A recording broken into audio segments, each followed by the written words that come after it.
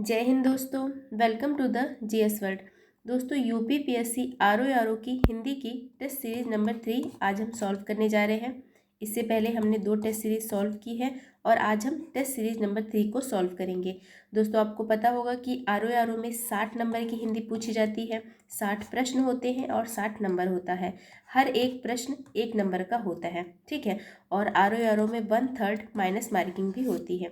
तो ये कुछ बेसिक सी बातें हमने जान ली और आज हम आरओ की हिंदी की टेस्ट सीरीज नंबर 3 को सॉल्व करने जा रहे हैं, ठीक है। तो दोस्तों आज आपका पहला प्रश्न है, भ्रांत का विलोम शब्द क्या है। 4 ऑप्शन दिए गए हैं और आपको बताना है कि भ्रांत का विलोम शब्द क्या होगा। तो आपका सही उत्तर होगा ऑप्शन नंबर ए। भ्रांत का विलोम शब्द होता है निर्भ्रांत, ठीक है। बाकी ऑप्शंस की बात कर लेते हैं। तो विश्रांत का विलोम शब्द होता है श्रांत, ठीक है। दुखांत का विलोम शब्द होता है सुखांत। इसी प्रकार से शांत का विलोम शब्द होता है अशांत, ठीक है। भ्रांत का निर्भ्रांत होता है विलोम, विश्रांत का श्रांत होता है, दुखांत का सुखांत होता है और शांत का अशांत होता है। दोस्तों यदि हम चाहें तो एक प्रश्न का उत्तर देके आगे बढ़ सकते हैं, लेकिन हमारा यही उद्देश्य है कि आपको एक ही वीडियो में ज़्यादा से ज़्यादा ज्ञान प्राप्त हो, इसीलिए हम सभी ऑप्शंस को लेते हुए चल रहे हैं, ठीक है। चलिए आगे बढ़ते हैं। अब आपका अगला प्रश्न है, अथ का विलोम शब्द बताइए। आपको 4 ऑप्शन दिए गए हैं और अथ का विलोम शब्द बताना है। तो अथ का विलोम शब्द क्या होगा, ऑप्शन नंबर सी, इति। अथ का होता है इति। इसी प्रकार से अति की बात करें तो अति का विलोम शब्द होता है अल्प। इसी प्रकार से अथक की बात करें तो अथक का विलोम शब्द होता है थक, ठीक है। चलिए आगे बढ़ते हैं। अब आपका अगला प्रश्न है, अभिज्ञ का विलोम शब्द बताइए। 4 ऑप्शन दिए गए हैं और अभिज्ञ का विलोम शब्द बताना है। तो बताइए दोस्तों। तो आपका सही उत्तर होगा ऑप्शन नंबर ए, अज्ञ। अज्ञ होता है अभिज्ञ का विलोम शब्द। यहाँ पे कुछ बातें मैं आपको बता देती हूँ कि अभिज्ञ का एक विलोम तो अज्ञ होता है, इसके साथ साथ अभिज्ञ का एक विलोम अभिज्ञ भी होता है, ठीक है। अभिज्ञ का एक विलोम अज्ञ होगा और अभिज्ञ का विलोम अभिज्ञ भी होता है, ठीक है। अज्ञ की बात करें तो अब अज्ञ के 2 विलोम होते हैं, प्रज्ञ और विज्ञ, ठीक है। अज्ञ का एक विलोम अभिज्ञ होता है और इसके साथ साथ ही प्रज्ञ और विज्ञ भी होते हैं, ठीक है। चलिए आगे बढ़ते हैं। अब आपका अगला प्रश्न है, अज्ञ का विलोम शब्द बताइए। तो दोस्तों अभी अभी मैंने आपको बताया कि अज्ञ के 2 विलोम होते हैं, प्रज्ञ और विज्ञ, ठीक है। विज्ञ और प्रज्ञ, इसके साथ साथ अभिज्ञ भी होता है अज्ञ का विलोम। तो यहाँ पे क्या दिया है, ऑप्शन में दिया है विज्ञ, तो हमारा विज्ञ सही आंसर होगा। चलिए आगे बढ़ते हैं। अब आपका अगला प्रश्न है, संकीर्ण का विलोम बताइए। 4 ऑप्शन दिए गए हैं और आपको बताना है कि इन चारों में से संकीर्ण का विलोम शब्द कौन सा होगा। तो आपका सही उत्तर है ऑप्शन नंबर डी, संकीर्ण का विलोम शब्द होता है विस्तीर्ण, ठीक है। अन्य ऑप्शंस की बात करें तो संक्षेप का विलोम शब्द क्या होता है, संक्षेप का होता है विस्तार। विकीर्ण की बात करें तो विकीर्ण का विलोम शब्द होता है आकीर्ण, ठीक है। दोस्तों आप देख रहे होंगे कि मैं सभी ऑप्शंस को लेते हुए चल रही हूँ, इस वजह से क्या होगा, एक ही वीडियो में आपको अधिक से अधिक ज्ञान प्राप्त होगा, ठीक है। चलिए आगे बढ़ते हैं। अब आपका अगला प्रश्न है, अनुरक्ति का विलोम बताइए। तो अनुरक्ति का विलोम क्या होगा, 4 ऑप्शन दिए गए हैं, विराग, विरक्ति, तिरोभाव या संसति। तो आपका सही उत्तर होगा अनुरक्ति का विरक्ति, ऑप्शन नंबर बी, ठीक है। अब हम तिरोभाव की बात करें तो तिरोभाव का विलोम होता है आविर्भाव, ठीक है। मैं यहाँ पर लिख देती हूँ, तिरोभाव का विलोम होता है आविर्भाव, आविर्भाव, ठीक है। चलिए आगे बढ़ते हैं। अब आपका अगला प्रश्न है, अनुराग का विलोम बताइए। तो 4 ऑप्शन दिए गए हैं और आपको अनुराग का विलोम बताना है। तो आपका सही उत्तर क्या होगा, सही उत्तर है ऑप्शन नंबर बी, अनुराग का विलोम होता है विराग, ठीक है। इसी प्रकार से राग की बात करें तो राग का विलोम होता है द्वेष। प्रेम की बात करें तो प्रेम का विलोम होता है घृणा, ठीक है। अनुराग, विराग, राग, द्वेष, प्रेम, घृणा, ठीक है। चलिए आगे बढ़ते हैं। अब आपका अगला प्रश्न है, अनुरक्त का विलोम शब्द बताइए। तो अनुरक्त का विलोम शब्द क्या होगा, option number C is correct, विरक्त, ठीक है। अभी अभी मैंने बताया है कि प्रेम का विलोम शब्द होता है घृणा और आसक्त का विलोम शब्द क्या होता है, अनासक्त। आसक्त का विलोम शब्द होता है अनासक्त। इसी प्रकार से विगत का देखा जाए तो विगत का विलोम शब्द होता है आगत, ठीक है, तो यहाँ पे हमने सभी के विलोम जान लिए। अनुरक्त का विरक्त होता है, प्रेम का घृणा होता है, आसक्त का अनासक्त होता है, विगत का आगत होता है। चलिए आगे बढ़ते हैं। अब आपका अगला प्रश्न है परमार्थ का विलोम बताइए। तो परमार्थ का विलोम शब्द क्या होगा? तो ऑप्शन नंबर सी, स्वार्थ। परमार्थ का विलोम होता है स्वार्थ। दयावान की बात करें तो दयावान का विलोम होता है दयाहीन। चलिए आगे बढ़ते हैं। तो अब आपका विलोम का आखिरी प्रश्न है, विलोम शब्द का आखिरी प्रश्न है ऋणात्मक का विलोम बताइए। तो ऋणात्मक का विलोम क्या होगा? ऋणात्मक का होगा धनात्मक। Option number A is correct. इसी प्रकार से अन्य ऑप्शंस की बात करें तो नकारात्मक का विलोम क्या होता है? सकारात्मक। ठीक है, तो दोस्तों हमने विलोम शब्द के 10 प्रश्न लगा लिए। अब हम अगले टॉपिक की तरफ बढ़ते हैं। तो हमारा अगला टॉपिक है शुद्ध अशुद्ध।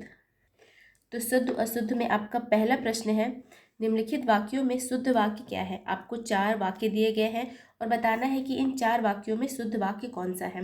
तो आपका जो सही वाक्य है वो है ऑप्शन नंबर सी, मुझे परीक्षा देनी है और मैं गोरखपुर जा रहा हूँ। यहाँ पर 2 वाक्यों को और के द्वारा जोड़ा जा रहा है, इसलिए हमारा जो सही वाक्य होगा वो होगा ऑप्शन नंबर सी। चलिए आगे बढ़ते हैं। अब अगला प्रश्न है निम्नलिखित वाक्यों में शुद्ध वाक्य क्या है? सेम प्रश्न है, 4 वाक्य दिए गए हैं और बताना है कि सही वाक्य क्या है। ठीक है, तो पहला ऑप्शन है कि उसकी शंका का निवारण हो गया है, ये तो बिल्कुल सही लग रहा है। फिर अगला है उसकी शंका समाप्त हो गई है, ये थोड़ा गलत लग रहा है। फिर तीसरा है उसकी शंका का समाधान हो गया है, तो निवारण कह लो या समाधान कह लो एक ही चीज़ है, तो ये भी सही लग रहा है। चौथा है उन्हें अब शंका नहीं रही है, तो ये भी गलत लग रहा है। तो हमारा ऑप्शन जो होगा 2 सही होगा, ऑप्शन नंबर ए और ऑप्शन नंबर सी। तो हमारा आंसर होगा ए एंड सी। चलिए आगे बढ़ते हैं। अब आपका अगला प्रश्न है वर्तनी की दृष्टि से शुद्ध अशुद्ध बताना है। तो सबसे पहला है परीक्षा। आपको बताना है कि परीक्षा का रूप किस तरीके से सही लिखा जाएगा। तो आपका सही उत्तर क्या है? Option number C. ठीक है, यहाँ पे थोड़ी मिसप्रिंटिंग हो गई है, ए सी बी डी लिखा गया है, but A B C D होना चाहिए, बट उसे आप इग्नोर करिए। परीक्षा इस तरीके से लिखा जाता है, बड़ी ई की मात्रा यहाँ पर लगती है।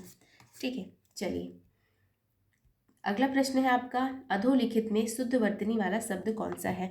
इन 4 में आपको शुद्ध वर्तनी बतानी है। तो इसका सही आंसर होगा ऑप्शन नंबर ए, रचयिता बिल्कुल सही रूप में लिखा है, बाकी सबके रूप गलत हैं। चलिए इन्हें सही कर लेते हैं। तो अनुग्रहित नहीं होता है, अनुगृहित होता है। इस तरीके से यहाँ पे री की मात्रा लगती है, अनुगृहित। ठीक है, आहार नहीं होता है, आहार होता है, यहाँ पे आ की मात्रा लगेगी। और शिष्टा इस तरीके से नहीं लिखा जाता है, सृष्टा इस तरीके से लिखा जाता है। ठीक है, तो ये हमने सभी शब्दों की शुद्ध वर्तनी बता दी। चलिए आपका अगला प्रश्न है निम्नलिखित में शुद्ध वाक्य कौन सा है? कुमुदनी का शुद्ध वाक्य बताना है। तो सॉरी, निम्नलिखित में से शुद्ध शब्द कौन सा है? कुमुदनी का आपको शुद्ध रूप बताना है। तो ध्यान से देखिए दोस्तों, बहुत ही माइनर से डिफरेंस है, तो ध्यान से देख के अपना उत्तर दीजिए। तो आपका सही उत्तर है ऑप्शन नंबर ये सी है। ठीक है, कुमुदनी। कुमुदनी इस तरीके से लिखी जाएगी, क और म में छोटे ऊ की मात्रा लगेगी, फिर दी में छोटी ई की और न में बड़ी ई की। ठीक है, ध्यान दीजिए, बहुत ही माइनर सा डिफरेंस है। और देखिए जो बी और सी है सेम लिखे हैं, तो कुमुदनी का सही रूप यही होता है, ये हमारा सही हो जाएगा। चलिए आगे बढ़ते हैं।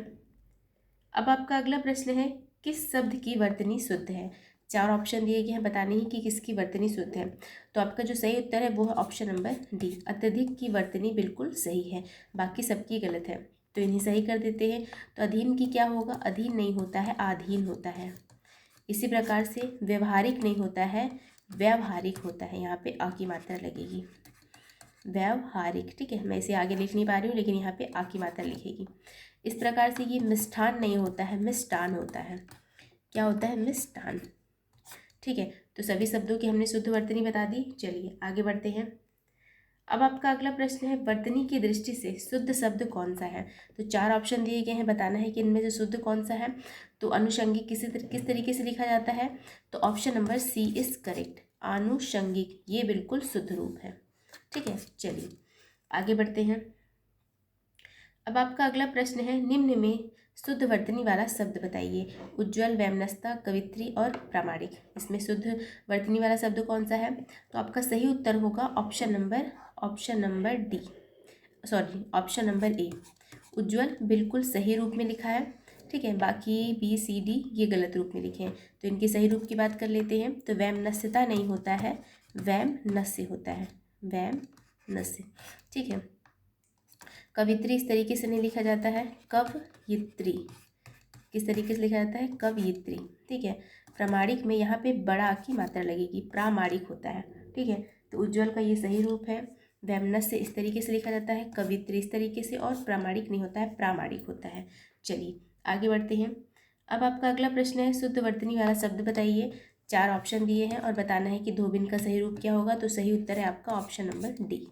चलिए, तो ये शुद्ध अशुद्ध वर्तनी वाला हम आखिरी प्रश्न कर लेते हैं। तो हमारा आखिरी प्रश्न ये रिपीटेड हो गया है, सॉरी मैं क्षमा चाहती हूँ, रिपीटेड क्वेश्चन आ गया है। तो हमारा सही उत्तर होगा ऑप्शन नंबर ए। चलिए, अब हम अपने अगले टॉपिक की तरफ बढ़ते हैं, जो कि है अनेक शब्दों के लिए एक शब्द।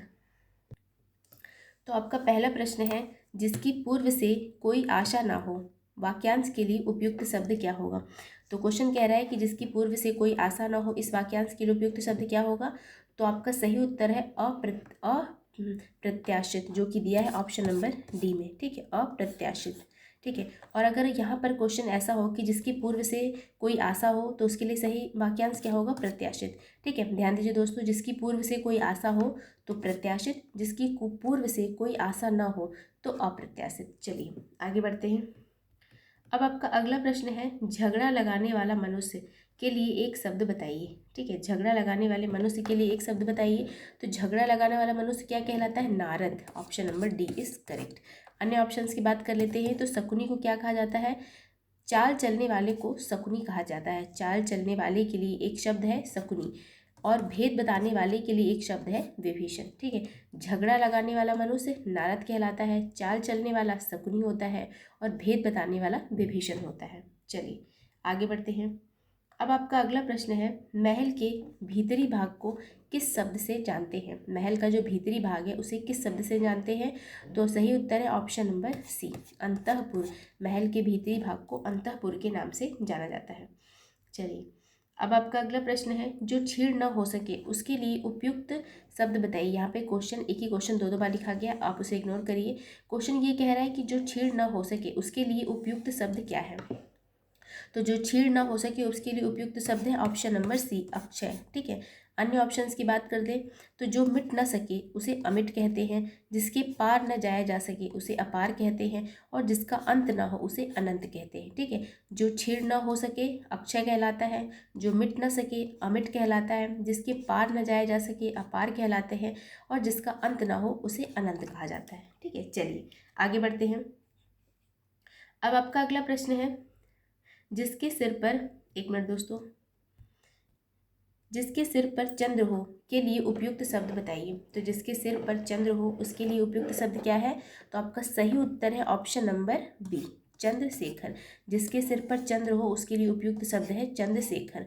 अगले ऑप्शंस की बात करें, चंद्र ग्रहण की बात करें, तो चंद्रमा की वह स्थिति जब पृथ्वी की छाया, जब चंद्रमा की वह स्थिति जब उस पर पृथ्वी की छाया पड़ जाती है, उस वजह से चंद्रमा का कुछ भाग या सारा भाग दिखाई नहीं देता, तो उसे चंद्र ग्रहण कहा जाता है, ठीक है। चंद्रमा की जब ऐसी स्थिति आ जाती है कि पृथ्वी का उस पर छाया पड़ जाता है, जिस वजह से उसका कुछ भाग या सारा भाग दिखाई ही नहीं देता, उसे कैसी स्थिति कहा जाती है, चंद्र ग्रहण कहा जाता है। चलिए आगे बढ़ते हैं। अब आपका अगला प्रश्न है, जिसके हृदय में ममता नहीं है उसके लिए एक शब्द बताइए। तो जिसके हृदय में ममता नहीं उसके लिए एक उपयुक्त शब्द है निर्मम, ठीक है। और जिसके हृदय में दया नहीं उसे क्या कहा जाता है, निर्दय। जिसके हृदय में दया नहीं उसे क्या कहा जाता है, निर्दय। और मर्माहत किसे कहते हैं, जिसके हृदय पर आघात हुआ हो उसे मर्माहत कहा जाता है, ठीक है। ध्यान दीजिए, जिसके हृदय में ममता नहीं है उसके लिए उपयुक्त शब्द है निर्मम, जिसके हृदय में दया नहीं है उसके लिए उपयुक्त शब्द है निर्दय, और जिसके हृदय पर आघात हुआ हो उसके लिए उपयुक्त शब्द है मर्माहत, ठीक है। चलिए आगे बढ़ते हैं। अब आपका अगला प्रश्न है, तिलक लगाने में किस अन्न का प्रयोग उपयुक्त होता है। मतलब तिलक लगाने में किस अन्न का प्रयोग किया जाता है। तो आपका सही उत्तर है, आपको सभी को पता होगा, अक्षत। तिलक लगाने में अक्षत का प्रयोग किया जाता है। तो सही उत्तर है ऑप्शन नंबर डी। चलिए आगे बढ़ते हैं। अब आपका अगला प्रश्न है, जिसका जन्म छोटी जाति या निचले वर्ण में हुआ हो उसके लिए उपयुक्त शब्द बताइए। तो जिसका जन्म छोटी जाति या निचले वर्ण में हुआ हो उसके लिए उपयुक्त शब्द है अंत्यज। क्या है, अंत्यज, ठीक है। अन्य ऑप्शंस की बात करें, अंडज की बात करें तो जो अंडे से जन्म लेता है उसके लिए उपयुक्त शब्द है अंडज। शूद्र की बात करें तो 4 वर्ण होते हैं, ब्राह्मण, क्षत्रिय, वैश्य और शूद्र। तो जो शूद्र है वो चौथा वर्ण कहलाता है। ठीक है, 4 वर्ण होते हैं, ब्राह्मण, क्षत्रिय और वैश्य और शूद्र। तो शूद्र क्या है, चौथा वर्ण है। जो अंडे से जन्म लेता है उसके लिए अंडज, और जिसका जन्म छोटी जाति या निचले वर्ण में हुआ हो उसके लिए है अंत्यज। ठीक है, चलिए आगे बढ़ते हैं। 1 मिनट, यहाँ पे एक और ऑप्शन छूट गया, अछूत। अछूत क्या होता है, जो छूने योग्य ना हो या जिसे छूना मना हो। अछूत क्या होता है, जो छूने योग्य ना हो या जिसे छूना मना हो वो अछूत कहलाता है। चलिए आगे बढ़ते हैं। अब आपका अगला प्रश्न है, वह कन्या जिसके साथ विवाह का वचन दिया गया है। वह कन्या जिसके साथ विवाह का वचन दिया गया है उसके लिए उपयुक्त शब्द है ऑप्शन नंबर ए, वाग्दत्ता। चलिए अब हम अनेक शब्दों में से एक शब्द के लिए मतलब अनेक शब्दों में एक शब्द का जो टॉपिक है उसका आखिरी प्रश्न करते हैं। जिसका उच्चारण न किया गया हो उसके लिए उपयुक्त शब्द क्या है, अनुच्चरित। ठीक है, जिसका उच्चारण न किया गया हो उसके लिए उपयुक्त शब्द है अनुच्चरित। चलिए अब हम बढ़ते हैं अगले टॉपिक की तरफ। तो हमारा अगला टॉपिक है तत्सम तद्भव का। तो सबसे पहला प्रश्न है, नारियल शब्द का तत्सम रूप क्या है। तो नारियल शब्द का तत्सम रूप क्या होगा, इसका आंसर देंगे आप हमें कमेंट बॉक्स में। ठीक है, चलिए आगे बढ़ते हैं। तो आपका अगला प्रश्न है, सिंह शब्द का तत्सम रूप बताइए। तो सिंह शब्द का तत्सम रूप क्या होगा दोस्तों। तो यहाँ पे जो ऑप्शन दिए गए हैं एक ऑप्शन में गड़बड़ी है, यहाँ पर इस प्रकार से श्रृंग लिखा जाएगा। ठीक है, तो हमारा जो सही उत्तर होगा सिंह का तत्सम रूप ये होगा। अगर हम स में यहाँ पर डंडी लगा देते हैं तो ये गलत हो जाता है, इस प्रकार से शुद्ध रूप लिखा जाता है। ठीक है, तो सिंह का तत्सम रूप श्रृंग होगा। चलिए आगे बढ़ते हैं। अब आपका अगला प्रश्न है, निम्न में से कौन सा शब्द तद्भव रूप है। ठीक है, मतलब कौन सा शब्द जो है तद्भव है। तो यानी कि 4 ऑप्शन दिए गए हैं, 3 तत्सम है, 1 तद्भव है। तो तद्भव वाले को आपको बताना है। तो कौन सा तद्भव, आपका सही उत्तर है ऑप्शन नंबर ए, कोयल। कोयल जो है तद्भव है। इसके तत्सम की बात करें तो इसका तत्सम होगा कोकिल, कोकिल। ठीक है, तो जब ये तद्भव है और इसका तत्सम कोकिल है तो बाकी सब क्या है, बाकी सब तत्सम है। तो इनका तद्भव बता देते हैं। तो आश्चर्य का तद्भव होता है अचरज, अचरज। ठीक है, अचरज मैं यहाँ पे लिख देती हूँ अचरज। उज्ज्वल का तद्भव क्या होता है, उजाला। और कंटक का तद्भव होता है कांटा। ठीक है, कंटक का तद्भव होता है कांटा। तो कोयल का तत्सम कोकिल होता है, आश्चर्य का तद्भव अचरज होता है, उज्ज्वल का उजाला होता है और कंटक का कांटा होता है। चलिए आगे बढ़ते हैं। अब आपका अगला प्रश्न है, अट्टालिका का तद्भव रूप क्या है। 4 ऑप्शन में बताने हैं अट्टालिका का तद्भव रूप क्या है, option number D, Attari is the correct. चलिए अगला प्रश्न है, निम्न में से कौन सा शब्द तद्भव है। 4 ऑप्शन दिए गए हैं, बताना है कि इसमें से कौन सा शब्द तद्भव है, यानी 1 तद्भव है और 3 तत्सम है। तो कौन सा तद्भव है, तो हमारा सही उत्तर है ऑप्शन नंबर सी, 3 जो है तद्भव है, क्योंकि इसका तत्सम क्या होता है, त्रिड़ी। क्या होता है, त्रिड़ी। ठीक है, त्रिड़ी, 3 तत्सम है और 3 जो है तद्भव है, इसका तत्सम त्रिड़ी होता है। तो यदि ये तद्भव है और इसका तत्सम त्रिड़ी होता है तो बाकी सब क्या है, बाकी सब है तत्सम। ठीक है, तो सबकी बात कर लेते हैं। तो जल जो है तत्सम है, नग्न भी तत्सम है और अमर भी तत्सम है। ठीक है, चलिए आगे बढ़ते हैं। अगला प्रश्न है, करपर का तद्भव रूप बताइए। तो करपर का तद्भव रूप क्या होगा, तो करपर का तद्भव रूप होता है कपड़ा। ठीक है, करपर का तद्भव रूप क्या होता है, कपड़ा। 1 मिनट दोस्तों, यहाँ पे थोड़ी मिसप्रिंटिंग होती है, करपर नहीं होगा, यहाँ पे गलत लिखाया है, यहाँ पे करपट होगा, करपट। ठीक है, करपट का यहाँ पे या तो यहाँ पर करपट लिखे या तो यहाँ पे कर्पूर लिखे। ठीक है, यहाँ पे गलत लिखा है। अगर यहाँ पे करपट लिखा होता है तो करपट का तद्भव रूप क्या होता है, कपड़ा। और कर्पूर का तद्भव रूप क्या होता है, कपूर। ठीक है, ध्यान दीजिए दोस्तों, यदि यहाँ पे करपट लिखा हो तो करपट का तद्भव रूप कपड़ा होगा, और यदि यहाँ पे कर्पूर लिखा हो तो कर्पूर का तद्भव रूप कपूर होगा। ठीक है, करकट की बात करें तो करकट का तद्भव रूप क्या होता है, तो करकट का होता है केकड़ा। क्या होता है, केकड़ा। अगर यहाँ पे खप्पर लिखा है तो इसका तत्सम रूप क्या होगा, इसका तत्सम रूप होगा खरपर। ठीक है, एक बार हम फिर रिपीट कर लेते हैं।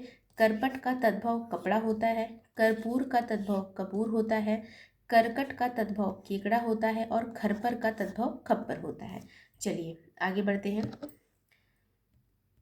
अब आपका अगला प्रश्न है, निम्नलिखित में से तत्सम तत्सम शब्दों की जोड़ी नहीं है।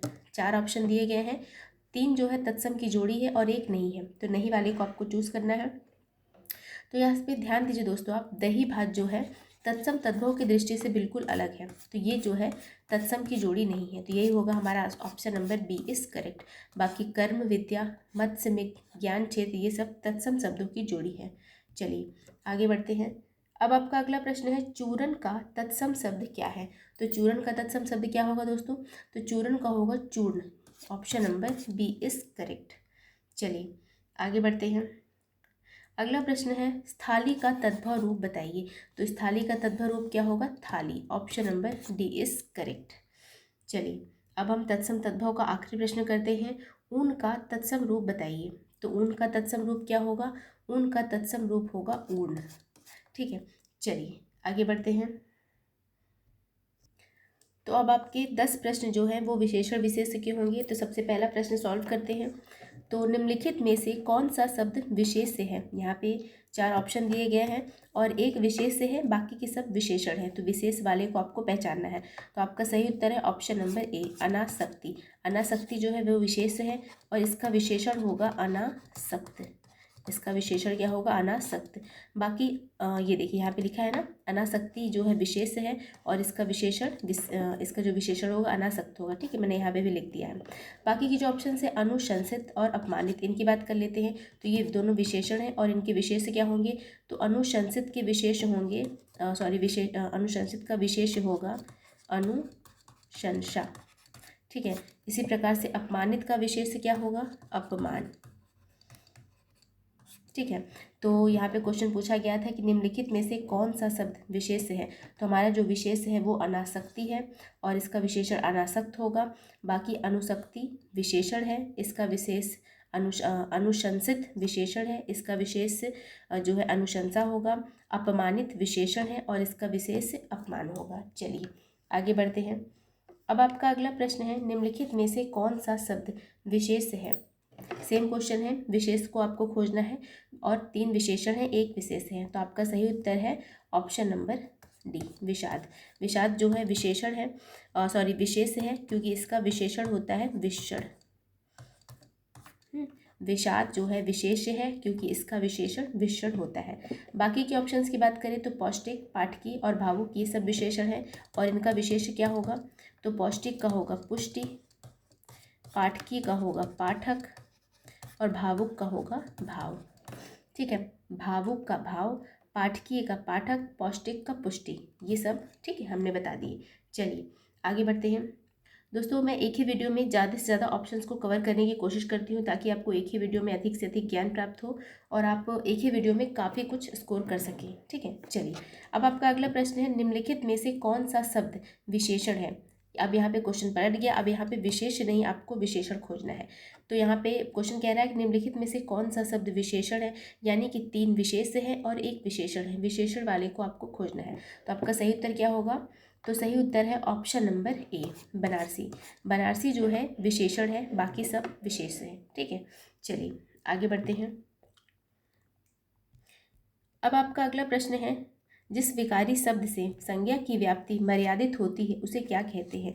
जिस विकारी शब्द से संज्ञा की व्याप्ति मर्यादित होती है उसे क्या कहते हैं, उसे विशेषण कहते हैं। ठीक है, जिस विकारी शब्द से संज्ञा की व्याप्ति मर्यादित होती है उसे विशेषण कहते हैं। दोस्तों जरूरी नहीं है कि टॉपिक का डेफिनेशन ना पूछे, कभी कभी टॉपिक का डेफिनेशन भी पूछ देता है, तो इसलिए आपको टॉपिक का डेफिनेशन भी पता होना चाहिए। तो जिस विकारी शब्द से संज्ञा की व्याप्ति मर्यादित होती है उसे विशेषण कहा जाता है। चलिए आगे बढ़ते हैं। अब आपका अगला प्रश्न है, विशेषण शब्द का चयन करिए।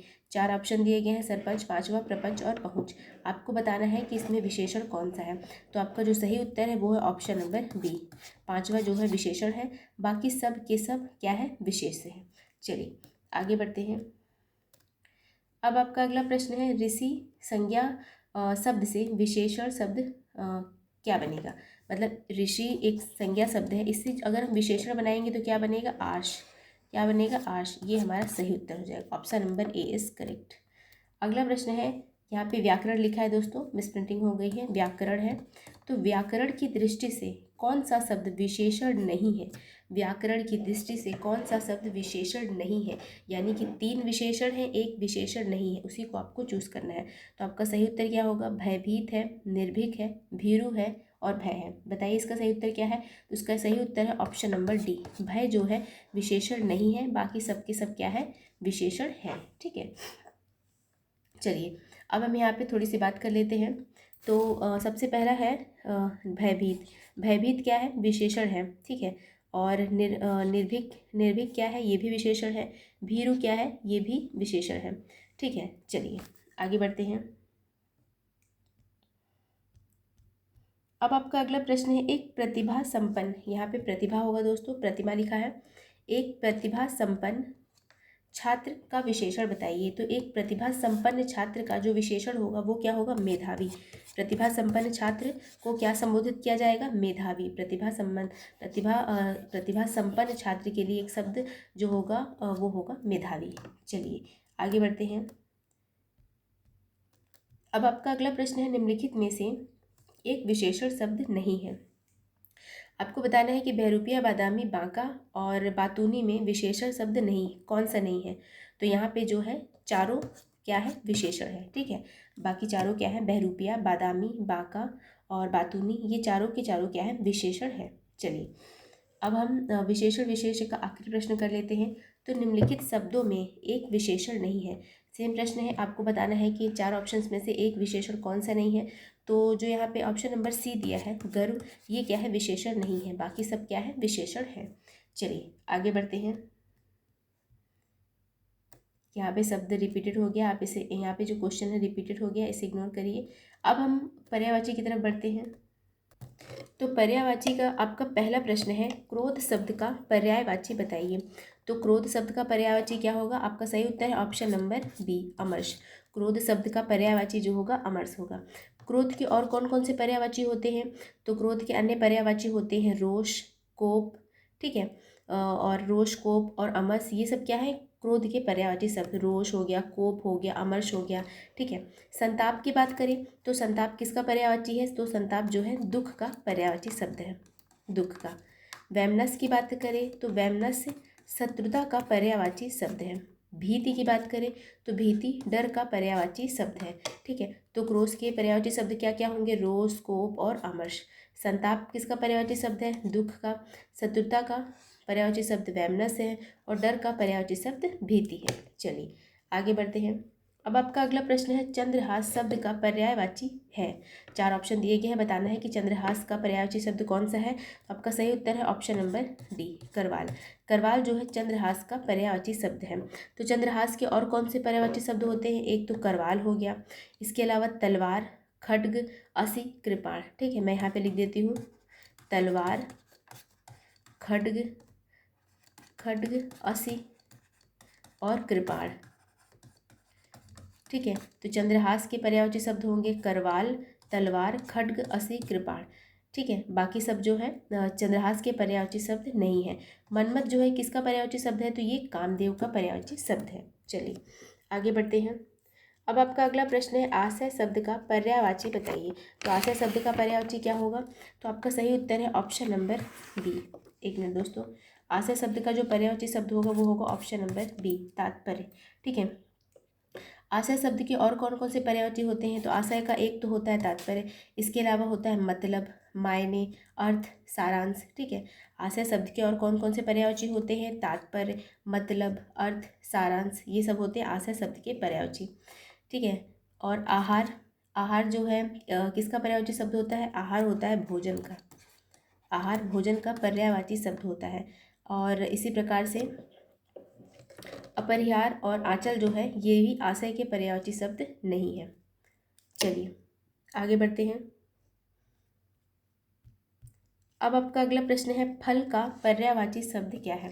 तो 4 ऑप्शन दिए गए हैं, बताना है फल का पर्यायवाची शब्द क्या है। तो फल का पर्यायवाची शब्द होगा परिणाम। ठीक है, ऑप्शन नंबर सी। फल का पर्यायवाची शब्द क्या होगा, परिणाम, ऑप्शन नंबर सी। ठीक है, चलिए अब अन्य ऑप्शंस की बात कर लें। तो फरेब जो है किसका पर्यायवाची शब्द है, छल का। इसी प्रकार से फड़ी, ये किसका पर्यायवाची शब्द है? सर्प का। इसी प्रकार से फिराक, ये किसका पर्यायवाची शब्द है? चिंता का। ठीक है, तो फरेब छल का, फड़ी सर्प का और फिराक चिंता का पर्यायवाची शब्द है। चलिए आगे बढ़ते हैं। अगला है जीभ का पर्यायवाची शब्द बताइए। तो जीभ का पर्यायवाची शब्द क्या होगा? तो आपका सही उत्तर है ऑप्शन नंबर बी, रसना। जीभ का पर्यायवाची शब्द क्या है? रसना। तो जीभ के और कौन से पर्यायवाची शब्द होते हैं? एक तो होता है जिहा, उसके बाद रसना, रसज्ञा, रसिका, चंचला। ठीक है, मैं यहाँ पे लिख देती हूँ। जीभ के पर्यायवाची शब्द रसना हो गया, जिहा हो गया, रसज्ञा हो गया, इसके अलावा रसिका हो गया।